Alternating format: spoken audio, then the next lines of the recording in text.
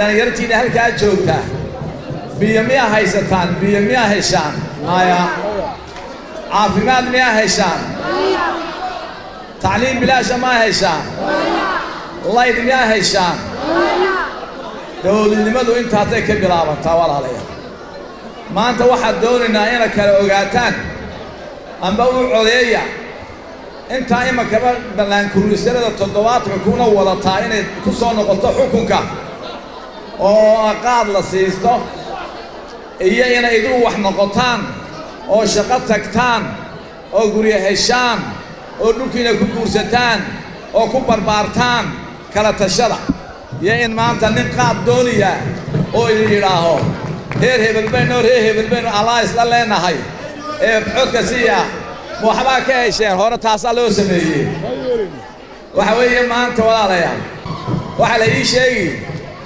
islaan haysata kolay qaadi inay kulmiye ku soo dalacday oo $100,000 yaa bixiyay meeyarka magaalada bixiyay waxa la ii sheegay islaan haysata kolay qaadi inay kulmiye ku soo dalacday oo $100,000 yaa bixiyay meeyarka magaalada bixiyay waa lacagtii ay iskuulka wax ku dhisan lahaydeen waa lacagtii caafimaad lagu bixin lahaa marka ma kolay baynu u shaqaynaa mise ummadaynu u shaqaynaa ilaahay wanaagsan maanta sharci muu shaqeeyaa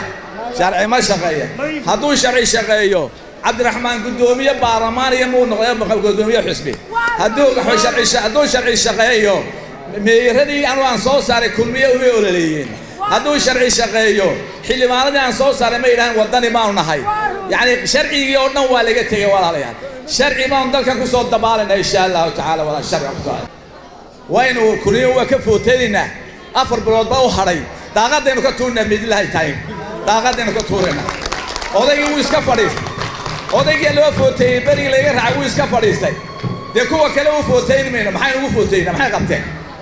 ma fi eed kale inaga iibsanayaan